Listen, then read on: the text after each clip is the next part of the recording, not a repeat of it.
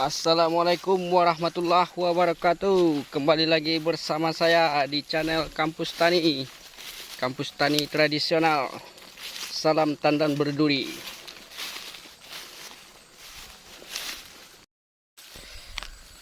Selamat sore teman-teman semuanya.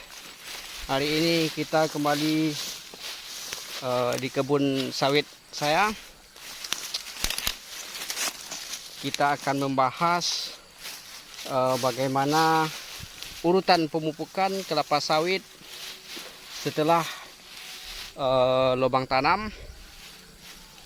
Apa saja pupuk yang akan kita berikan sesuai dengan yang saya terapkan di perkebunan saya ini. Nanti akan saya jelaskan satu persatu, mulai dari umur 0 bulan atau 1 bulan sampai dengan umur 12 bulan teman-teman. Mari kita lihat. Baiklah teman-teman, hari ini kita baru saja selesai membersihkan beberapa pokok sawit. Alhamdulillah ini udah mulai bersih.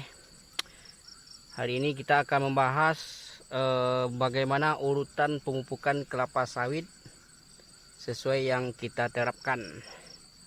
Ini ilmu dari saya yang akan saya bagikan untuk teman-teman semuanya. Dan inilah hasilnya pokok sawit saya umur 1 tahun lebih. Yang pertama, sesuai dengan video sebelumnya, yaitu di lubang tanam. Di lubang tanam sudah saya jelaskan di video sebelumnya.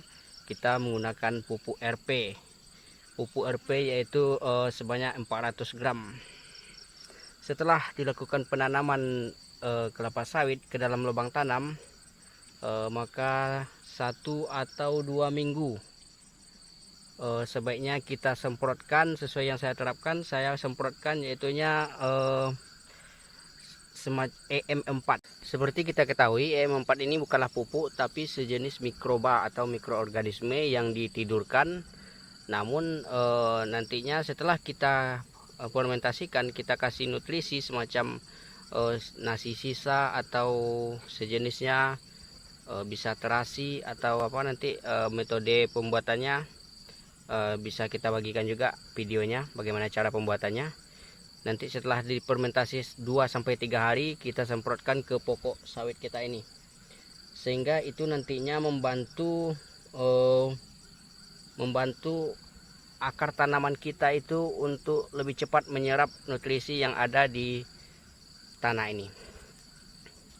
Mikroba itu sendiri yang akan bekerja membantu pokok tanaman untuk mengumpulkan nutrisi. Begitulah kira-kira. Selanjutnya, setelah sawit kita berumur 1 bulan setelah penanaman, maka kita berikan pupuk urea sebanyak 100 gram. Kalau saya kemarin itu 100 gram lebih untuk satu pokoknya.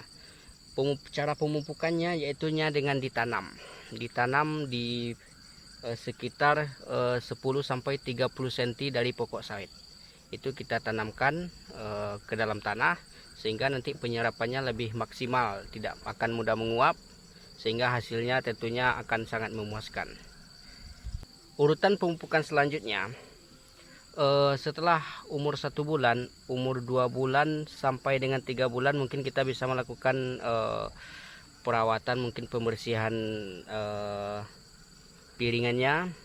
Setelah piringannya bersih di umur 4 bulan, nanti kembali kita taburkan pupuk dolomit.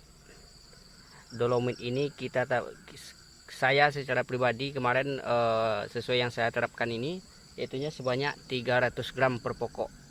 Itu untuk dolomitnya. Fungsi dolomit ini sebagaimana sudah sering saya jelaskan juga, yaitu untuk menetralisir pH tanah. Kemudian di situ juga terkandung unsur magnesium yang sangat dibutuhkan oleh pohon kelapa sawit. Selanjutnya kita lakukan pemupukan urutan selanjutnya, yaitunya sesuai yang saya terapkan di kebun saya, yaitunya NPK. Pupuk NPK ini di umur 7 bulan. 7 bulan setelah tanam. Pemupukan NPK di umur 7 bulan setelah tanam ini kita lakukan sebanyak 300 gram. 300 gram per pokoknya, dengan cara disebar di sekeliling pokok, atau mungkin lebih baik ditanam, mungkin lebih bagus. Cuma kalau saya kemarin itunya saya tebar saja di pokok kelapa sawit sebanyak 300 gram. Mengapa kita menggunakan NPK? Begini, di NPK itu sudah tergandung nitrogen, ada fosfat, ada kalium, atau yang nantinya atau berupa KCl. Jadi nantinya kita tidak perlu lagi menambahkan pupuk KCl. Ini akan mengurangi biaya untuk pemupukan kita. Cuma penggunaan NPK harus kita barengi terus dengan urea, karena unsur N yang ada di pupuk NPK itu hanya sekitar 30% pemenuhannya oleh pohon sawit. Jadi jika kebutuhan pohon pokok sawit ini dalam 1 tahun itu 1 kg, maka di NPK itu kita hanya tidak semuanya bisa terpenuhi. Artinya kita harus menambahkan urea untuk penambahan, untuk mencukupi kebutuhan nitrogen dari pohon kelapa sawit itu sendiri. Pemberian pupuk NPK ini sangat bagus untuk TBM atau tanaman belum menghasilkan di umur 0 sampai 12 bulan. Ketika saya memberikan pupuk NPK di umur 7 bulan, itu perubahannya cukup cepat. Ini pokoknya ini pertumbuhan vegetatifnya cukup cepat, sehingga batang sawit itu cukup cepat besar, di bonggolnya cukup besar. Kemudian di umur 10 bulan itu langsung menghasilkan buah dompet. Dan ini merupakan efek dari pemberian NPK di umur 7 bulan. Makanya saya sangat menyarankan, jika kita punya modal lebih atau cukup modal, sebaiknya kita berikan pupuk NPK saja di umur 7 bulan. Ketika saya memberikan pupuk NPK, itu pokok sawit pertumbuhannya cukup cepat. Pertumbuhan vegetatifnya cukup cepat, mungkin karena memang pupuk NPK ini cukup bagus untuk TBM kelapa sawit. Di umur 7 bulan saya berikan NPK, di umur 10 bulan kelapa sawit ini sudah menghasilkan dompet. Cuma dompetnya itu harus kita kastrasi, dan bonggol sawit, pokok sawit ini cukup besar. Itu merupakan efek dari pemberian pupuk NPK.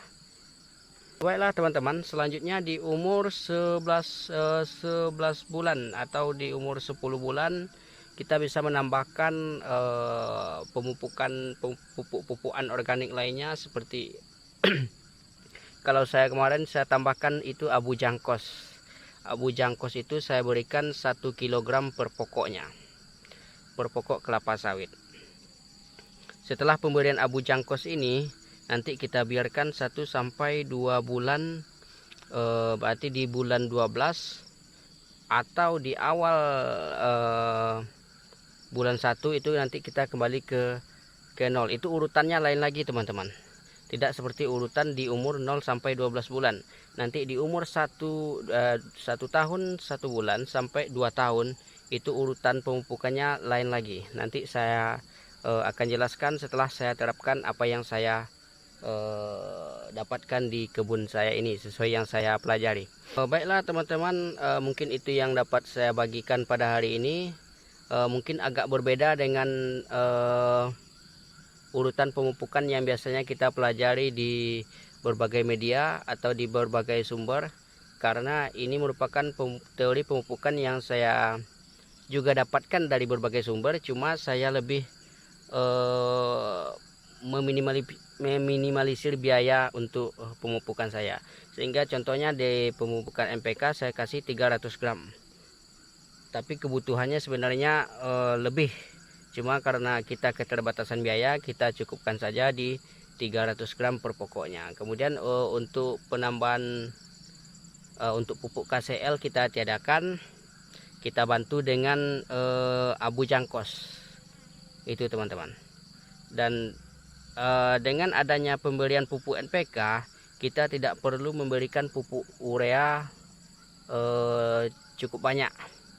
Artinya kita tidak perlu memberikan pupuk urea sampai 1 kg per pokok atau mungkin lebih kurang begitu. Kita cukupkan di awal itu 100 gram. Namun untuk selanjutnya akan kita tingkatkan lagi dosisnya. Karena sesuai kebutuhannya itu akan semakin bertambah. Semakin bertambah umurnya, maka kebutuhan urea, kebutuhan nitrogen, fosfat, kalium, serta kebutuhan magnesiumnya akan semakin bertambah.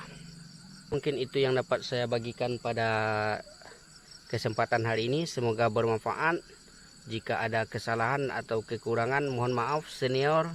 Kita masih proses belajar dan kita akan terus belajar. Semoga kedepannya kita akan semakin baik dan bisa mengedukasi lebih baik lagi. Terima kasih. Salam Tandan Berduri, salam dari Kampus Tani Tradisional. Assalamualaikum warahmatullahi wabarakatuh.